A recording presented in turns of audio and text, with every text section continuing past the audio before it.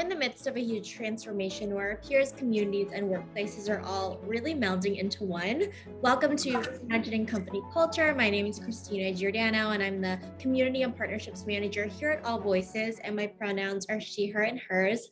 Today, I'm excited to welcome our next guest onto the show, Julia Geisman. She is the founder and CEO of CareerAgility. Julia, thank you for being with us. If you want to share a little bit about yourself, including your pronouns, and when you were younger, how did you answer the question, what do you want to be when you grow up?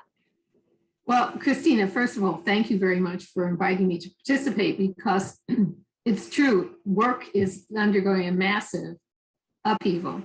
And there are so many things that need to be interrogated, I guess would be the best word.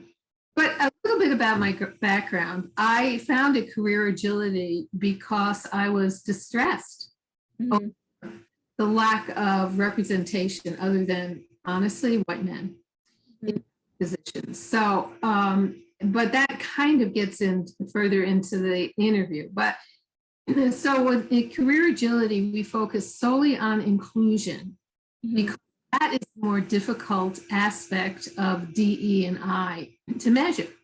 It's almost like I feel like saying, we're putting the I back in DE&I because diversity and equity are very easy to measure because they're all tangible aspects, headcount, salary audits, etc. But when it comes to inclusion, that has been a stumbling block for a lot of organizations because they really don't know how to capture that data. So we've come up with a methodology that will allow organizations to capture the data that's required for building a relevant and inclusive strategy. Because you can have a lot of diversity. In fact, I just read an article in Harvard Business Review where you're talking about you can have as much diversity, racial diversity in an organization around the table, but if people don't feel included, it doesn't work. It's almost performative. And so from our perspective, inclusion is in fact the DNA of an entire organization because it permeates everything that happens between those walls and on screen, since we're on Zoom so much. So as far as what did I want to be when I grew up? I had no clue. I really thought long and hard about that question. And it's like, did I want to be a fireman? Did I want to be and oh, by the way, my pronouns are she, her, and hers. No, I didn't even think about it. I just like to play with dolls and and ride my bike down the municipal hall building front steps and, play. But then I thought really a little bit more carefully about it. And I can remember one instance when my closest friend and I, after school, went back to her house and we started playing teacher. I don't know why. I had absolutely I think maybe because we felt so disempowered in the classroom that somehow we want to regain our power back. But that really kind of, in reflecting back, that kind of seems to be a general theme in my life, where I find myself always affecting change or new awarenesses, no matter what I do. That's just who I am. And so, did I think about it when I was younger? No. Is this where I landed? Absolutely. And it totally aligns with who I am. And so when you talk about change or affecting change or teaching per se, it's all about changing awareness. It's all about trust. It's all about people really expanding on their capabilities of realizing who they are in the fullest term or fullest way possible. So I hope that answers your question because I had not a clue. No, I love a good, honest answer. And I think it is interesting to look back and see what are the common threads in your life too. I mean, you talked about being a change maker and also just your frustration with the lack of representation, but really want to ask kind of the why behind founding CareerAgility. How do you think your personal journey has really led you up until this point to found your own organization?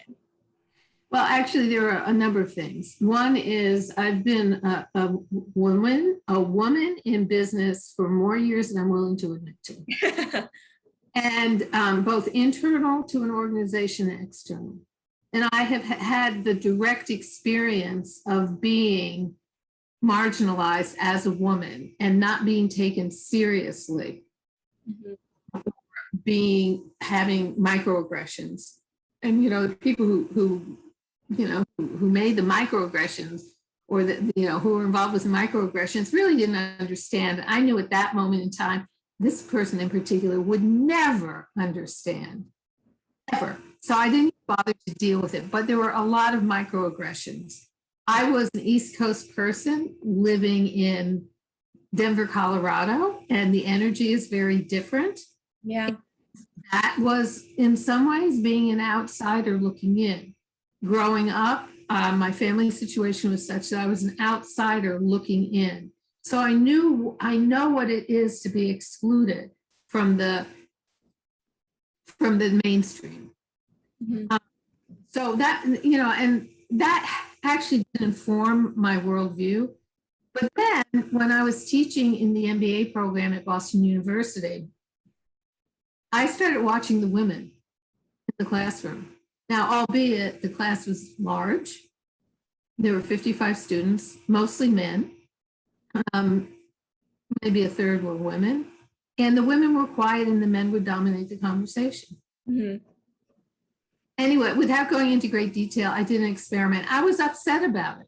Yeah. And I actually I set up an experiment where women would be really present and take control of the conversation, and men would feel what it's like to be the outsider looking in. Yeah, it was a fascinating experience. And the men really got upset because they couldn't get a word in edgewise. The women were doing all the talking. So that was part of it. And because I also had been reading a lot about the lack of women in leadership, and that was distressing to me. So initially, when I started CareerAgility, it was around gender equality because that's what I knew. I don't know what it's like to be a person of color. And so I also, this was like about 15 years ago, 10, 15 years ago. And I also started looking at the broadness of the diversity umbrella. Lots of supports go in, lots of components to diversity.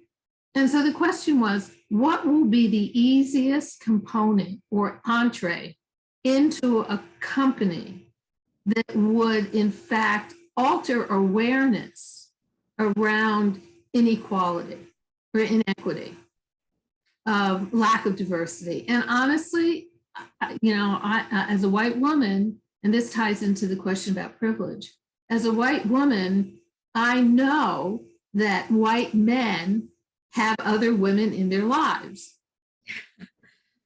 It doesn't have daughter, because I can't begin to tell you how many men in business would say, oh, you're doing great work, and I hope my daughter will be able to succeed in business.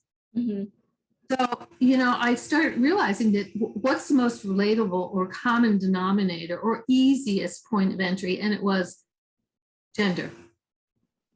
And so I started the quest with CareerAgility based upon gender equality. And my thinking behind it was, once you shift the white male's perspective, and I'm saying, and I don't want white men to think I'm slamming them, it's just who's in power, who's the majority. And it's about power structure. But so I understood what the power structure was. And so I said, okay, when you change people's awareness in one segment, it generalizes to a much larger base. So that was my point of entry. And then it became apparent that it had to be a broader conversation. And then what led me to do it on my own, my mother was a realtor, my father was self-employed. So we had this entrepreneurial spirit, just bread in the bones. My brother too is an entrepreneur. So it's just who I am. I love that. And you seem really passionate about the work as well. So I think it makes sense that you founded a company around this as well. And you brought up, the P word, privilege. And one of the questions that I definitely wanted to ask that I saw in diversity in academia was around privilege, and how does your kind of personal privilege serve you in this work, and how are you using it to create more equity? Well, that was really a tough question. I thought about it a lot. And because in some ways, people who have privilege don't know they have it until it's shown to you. So I would say to you that part of my privilege allowed me to talk to the power structure. Forthright way, without being accused of being, you fill in the blank, angry, whatever, and too confrontational. So that was one way that privilege, I think, showed up in what I'm doing. So, just historically, the opportunities that I had even as a woman in business, I was relatable. To whatever degree, I was relatable. And I had fewer barriers to go through. And part of the collective learning experience for me that informed my worldview, that developed my expertise, that created a lot of dots on the canvas so I could connect them. So that is really the only way I can think of privilege. But I can also tell you, honestly, is that there are topics that I know I don't know. It would be inappropriate for me to talk about. So I think the balance that I struck was saying, if I can create a company that provides data that is indisputable and based upon data science and how do you get information from people, then I'm doing what I really want to do, which is to create an environment of inclusivity. Absolutely. Feeling as if I'm trying to talk about what it's like to be a Black woman in business. There's no way. Unconscious biases. Yeah, we all have unconscious biases, or microaggressions based upon race or based upon religious background. I don't feel comfortable talking about that because I don't have a direct experience of it. So my midpoint was, or is, data and recommendations that are all based upon best practices.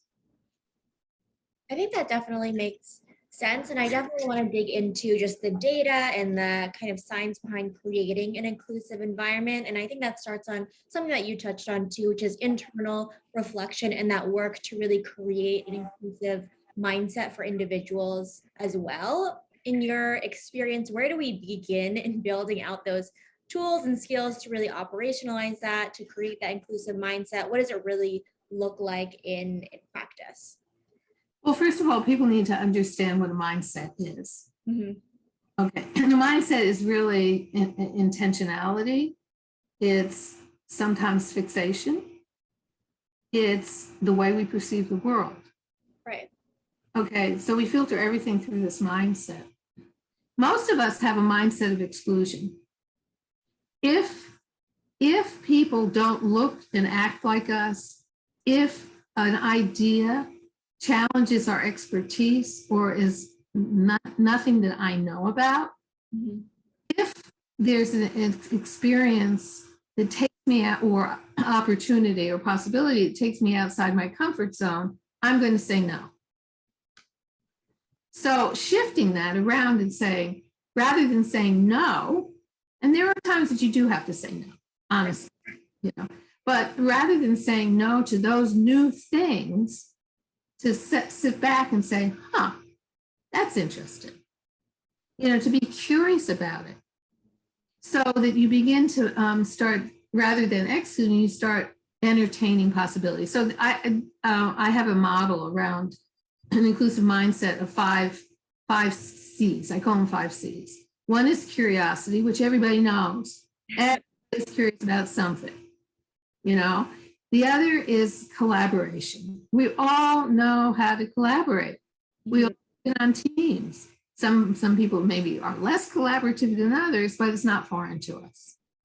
We all, whether or not we realize it on a conscious or unconscious level, we adapt our communication style to those people around us, because most of us want to get our message across. And sometimes it's reiterating what you're saying in a different way.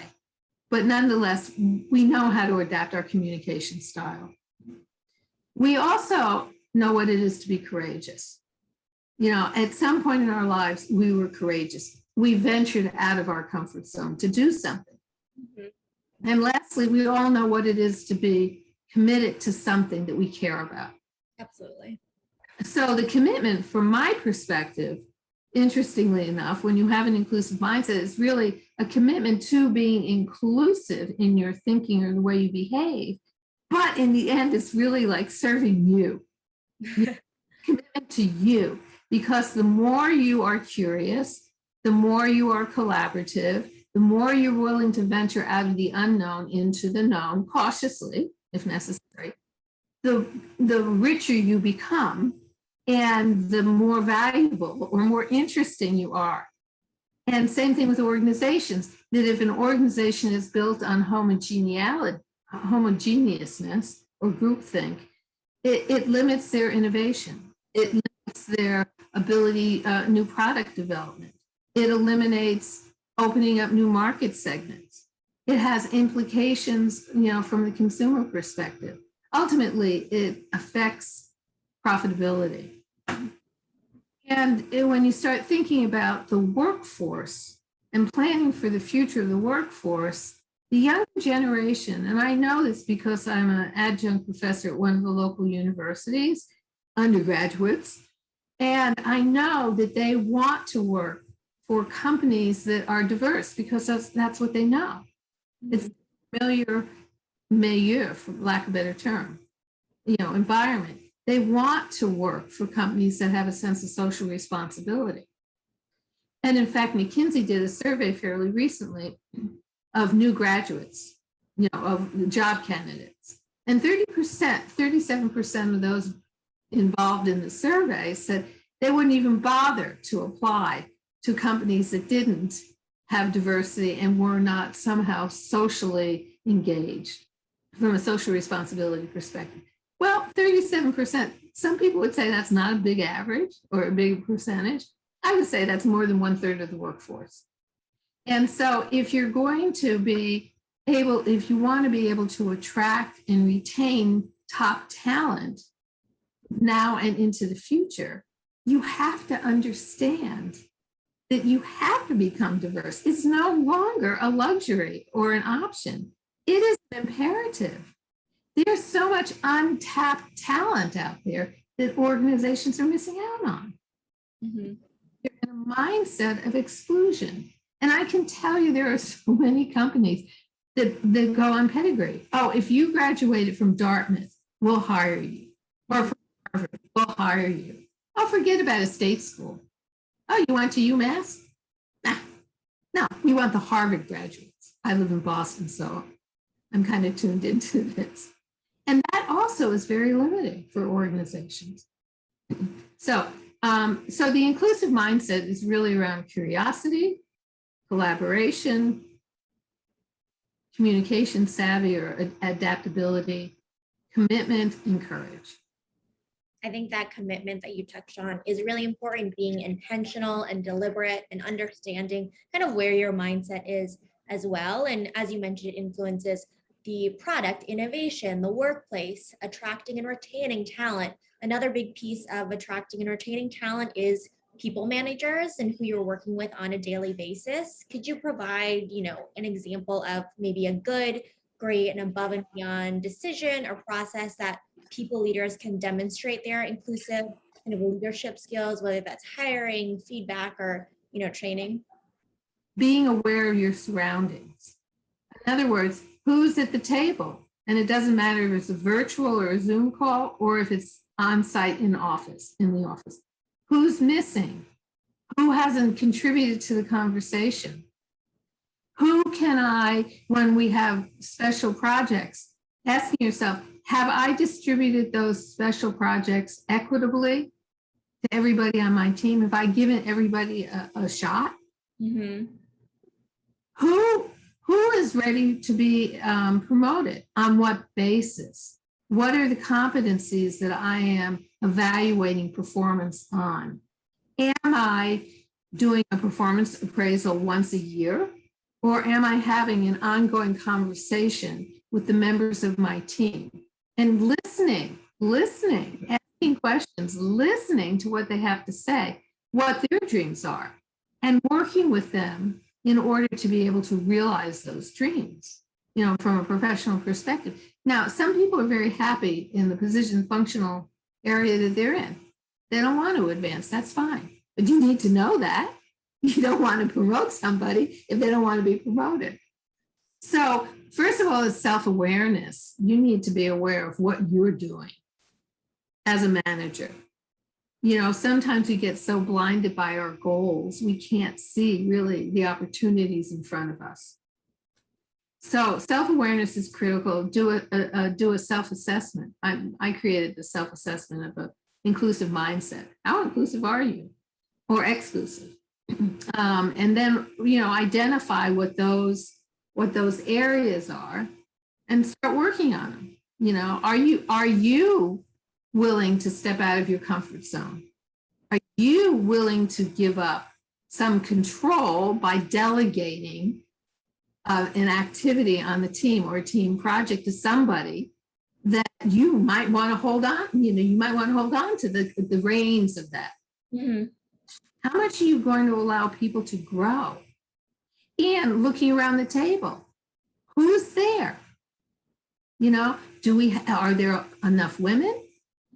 Are the women having an equal voice as the men? Mm-hmm.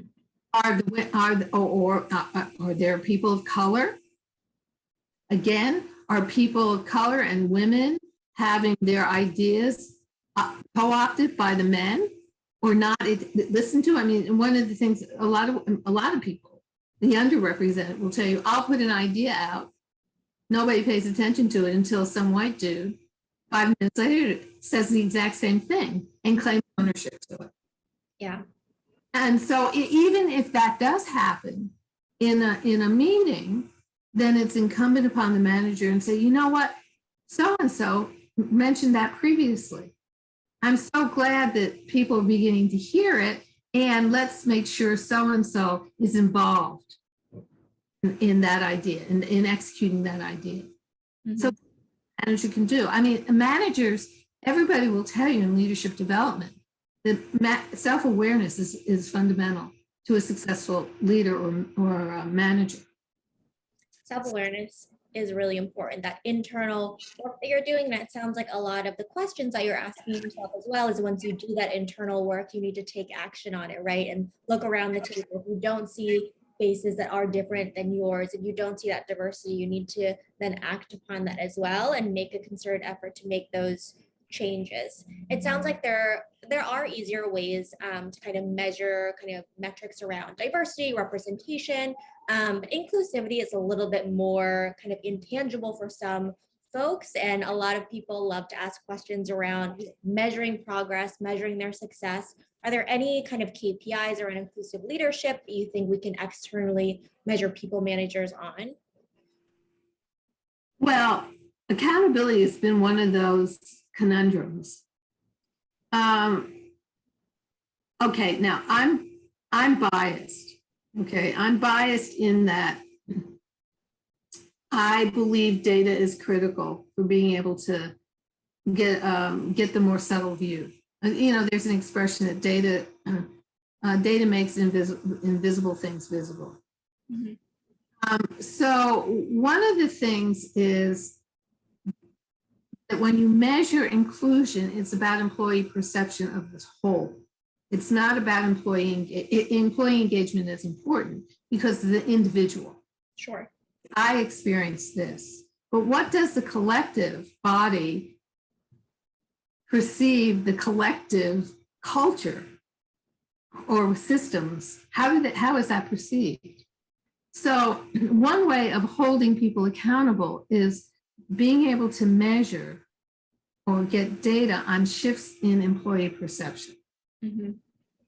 So, as a result of the data that we collect, we create a baseline, again, based on employee perception.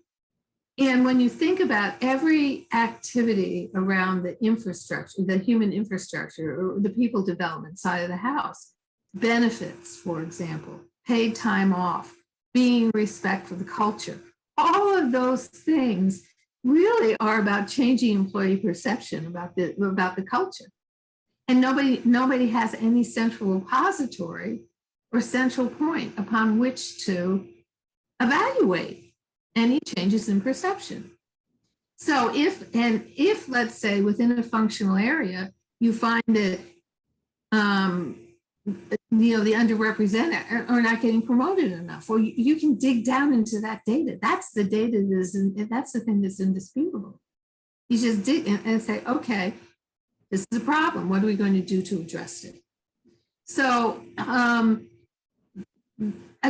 accountability, and I have this problem right now, which is tying financial reward to diversity and inclusion.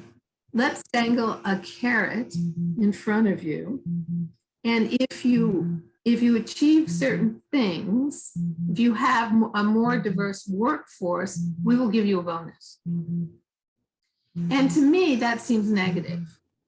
In other words, supporting diversity, equity, inclusion should be built into the performance metrics for managers and leaders, as opposed to a carrot and a stick, because that can lead to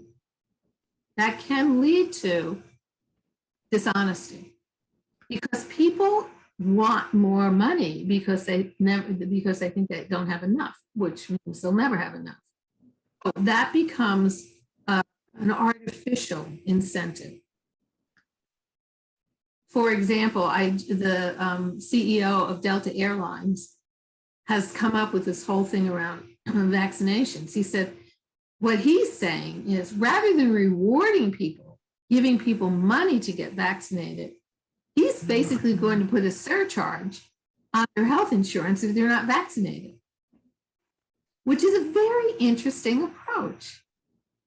It's understand the consequences of your actions, because they're big. They increase our health insurance. They affect the well-being of people around us. It's expensive. So therefore, you're going to have to carry some of the burden. So that's what I mean about the carrot and the stick. Mm-hmm. Different ways of looking at it.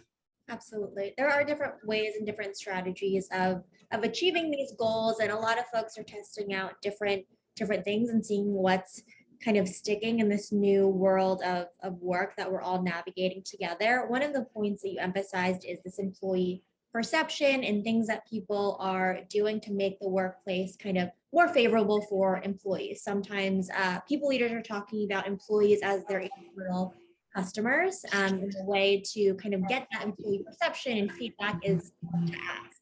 How do you see a culture of really building that employee trust through feedback and listening, really manifesting in an organization? Why is it important? Trust is based on authenticity, consistency, vulnerability, humility, awareness of others, empathy. So, you have to have a trusting, there's a lot of conversation around authentic, having difficult conversations. Who wants, when it comes time to feedback to an employee, sometimes it's a difficult conversation and people don't want to do that. So therefore, they never give authentic or real feedback that will help the employee grow. Mm-hmm. Or what they'll do is sugarcoat it. Right. So for feedback, it's like when you have an authentic relationship with your teams, members, then the employee trusts that you are giving him or her the feedback, or them, the feedback that is designed to help them grow, as opposed to designed to make them feel really crappy about themselves. So, and that also ties into the culture. Is the culture a learning environment? Mm-hmm. Does a culture support mistakes to learn? Because they see them as learning opportunities as opposed to a mistake that needs to be punished. So those are, I mean, I could go on and on, but I know we have a short time period. But those are some of the things that we can do. It's primarily around trust, authenticity, empathy. It's actually empathy and awareness are the keystones to the 5 C's of curiosity, collaboration, communication, ability, commitment, and courage. Mm-hmm. So when you have an empathetic environment, which means actually honoring the fact that whatever, the person who is having a challenge has the right to have a challenge, and it's okay, that it is valid for them, as opposed to saying, well, dismissing it. Absolutely. That definitely relates to the last C in terms of commitment, because you can't create that empathetic environment, lead with vulnerability, without having a concerted effort to do that and take those steps as well, especially as new folks are joining your team and in your company for maybe a couple of years, and just building that again together. One of the other pieces you mentioned to building that vulnerability is a culture of, when you make a mistake, it's okay. Like, it's how you react to it. It's how you communicate that effectively as well. And when we're talking about diversity, equity, and inclusive strategies, of course, folks are, with the best intentions, going to make mistakes. Are there any kind of common mistakes you see companies and leaders making as they are trying to implement these new strategies? Oh, don't get me started on this. Actually, I was listening to the D&I Summit back from September of 2020 the other day. And one of the participants voiced, and it was a Black man, said, why, and I've said this about women, why has this conversation not changed in 40 years? We have not made progress. Mm-hmm. So this is a problem. Mm-hmm. Especially after the George Floyd murder. Everybody jumped on the bandwagon. Mm-hmm. Most of it was performative. Check off the box. Yeah, we started our ERG groups, and we're doing unconscious bias training.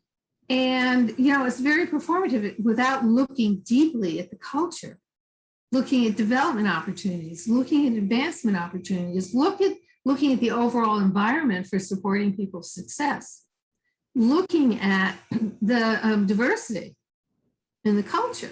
They're not actually doing it authentically. And yet, the number of postings for chief diversity officers has grown exponentially. But the question is, do those CDOs actually have a seat at the table are they part of the strategy team, the executive strategy team? Do they have enough funding to really do anything substantive? Absolutely. Enough staffing to be able to pull it off? Is the organization willing to look at their workplace systems and say, oh my God, we need to change our workplace systems? So it's looking at, I see everything very systemically. So you have to look at the culture, you have to look at the policies and procedures, you have to look at the systems, because if you address only one side of the house, it's like, as I think I mentioned to you, it's like playing whack-a-mole. Yeah, we got this one down, now another one popped up, an unintended consequence perhaps, but nonetheless, it's because people see things in silos as opposed to interconnected pieces. Mm-hmm. So if you're going to really be authentic about implementing a sustainable DE&I strategy that really does affect change, number one, know that you're going to have resistance. Number two, know it's going to be hard work. Number three, know that it's not going to happen overnight. Number four, you have to have a deep commitment, and you're going to have to work with your board, and if you're a public company, with the investors, because it's going to have a short-term impact potentially on revenues, potentially. But the long term will be more profitable, and there's been a lot of research out there about that. But interestingly enough, customers and clients are asking their vendors about their diversity strategy and their numbers. So it's kind of a double-edged sword, because the investors want to know, and yet they're not patient enough for the return on that type of investment, because they look at everything on a quarterly basis. So now you start looking at the entire system. Well, if the investors want to know in a 3-month time period the profitability of an organization, nothing gets done in 3 months. Nothing. From the human side of the business, people will tell you, you're implementing a big change organizationally. You can't expect a major change in 3 months. Mm-hmm. Expect some progress in a year, but it's more like 18 to 24 months out, because it's such a huge shift. And there's so much work that has to be done to engage everybody within the organization. Yeah. So we don't work with organizations unless the CEO is committed to being aggressively involved and constantly socializing the importance of diversity and inclusion. And we also expect the companies to be committed to implementing on some of the recommendations. Because if one or both of those things are missing, it will have significant damage on the company's reputation and on the staff. The employees, they'll become cynical, they'll become disengaged, there'll be higher retention. So you have to be willing to commit to it. Absolutely. And oh, by the way, there's the consumer activism too. And social media leaves no place for anybody to hide anymore. Absolutely. Big, sustainable, systemic change is what we're fans of, not box checkers. And a lot of the questions, you asked is around our chief diversity officers, program managers, and people set up for success with the time, money, resources, executive support. It's all really important. And, to be performative, it's not just one statement. It's not just what you're doing in 3 months. It's what you're doing for the long term as well. Right. Christina, I want to go back to one thing about the environment, trusting environment. This ties into what you all are doing, mm-hmm. which is really important, because if employees provide feedback and nothing is done with it, that creates cynicism. Mm-hmm. Start talking about sexual harassment and microaggressions, or a manager being, disrespectful, et cetera, and there's no place to report it, or they report it to HR and HR doesn't do anything about it because HR works for the company, then it becomes a problem. And so I think the type of product that you're offering too helps build trust. And it's one of those systems that people can form when the system is there. Absolutely. It's like having changing workplace systems to change behavior. Mm-hmm. So that ties into building the trust within an organization. Absolutely. In order to continually cultivate that trust, you need to not only receive feedback, but make sure it's not going into a black hole and nobody is doing anything about it. You need to actively listen to that feedback as well and take action and effectively communicate that. I love that. Julia, I'm sure that you have many of these in your work, but is there a proudest moment that comes to mind, whether it's big or small, in your kind of day-to-day or a project that you're working on? Okay, I'm going to talk about two things. One is a very personal and small thing, and the other is around the business. Mm-hmm. The proudest moment in the business was when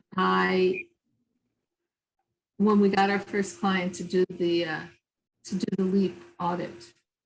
That was real. I was so thrilled because, and they were hurting. So they really needed to do something. I didn't care. That was just like, wow, this is so fast. And because I know I would, the biggest blessing in my life and the biggest bane in my life is always being a little bit ahead of the game. And so when I was ahead of the game, because this is like 4 or 5 years ago, and somebody really recognized the need to do it. And I was like very excited. On a smaller kind of personal level, I started doing something recently about finding things that are awesome, noticing. Like yesterday I was walking into my office and I passed a park and I started noticing all the different trees and the fauna, the flowers. And I just thought, whoa, this is awesome. And it's that thing that, like, you start noticing something that you hadn't noticed before. And for me, that's an achievement. And all of a sudden noticing something I hadn't noticed before. Right. So I've been thinking about the importance of us noticing things that we might not notice before, or things that we've taken for granted. There's that old expression, familiarity breeds contempt. Mm-hmm. When we're so familiar with things, we don't see really the forest for the trees. Mm-hmm. So did that answer your question? Yeah, absolutely. That definitely answered my question. And I think it's easy to not notice things when you're always on the go and you're always kind of working on the next project. So I think taking that time again for self-awareness and reflecting on those proudest moments is really important. I know we talked about a variety of things from your experience to the work that you're doing with a variety of companies and advice you have, but maybe, 1 to 2 key takeaways you hope listeners bring with them after listening to our conversation today. One is you need data to really know what's under the surface. Mm-hmm. 2, you need to recognize the value of differences as opposed to being threatened by them. And number 3, you need to understand that inclusion is the DNA of organizations. Absolutely. In fact, it's the DNA of our entire society. Okay. We're more inclusive in the way we behaved with each other, in terms of an organization or just out in the world, things would be a lot different. So those are 3 points. You only asked for 1 or 2. I gave you 3. No, I think all 3 were important though. And I definitely agree that kind of diversity and inclusion also is really important. It should be the DNA of processes and just the entire system, going back to your earlier point as well, within the microcosm of an organization. Julia, thank you so much for being on Reimagining Company Culture. I enjoyed our conversation. Well, thank you, Christine. It was really an honor to be with you today. Of course. And as a reminder for folks who are listening, AllVoices believes in having that employee feedback management platform. And we know that getting kind of voices and kind of responses from everyone at the company is important for the company to succeed as a whole. Have a good rest of your afternoon, everyone.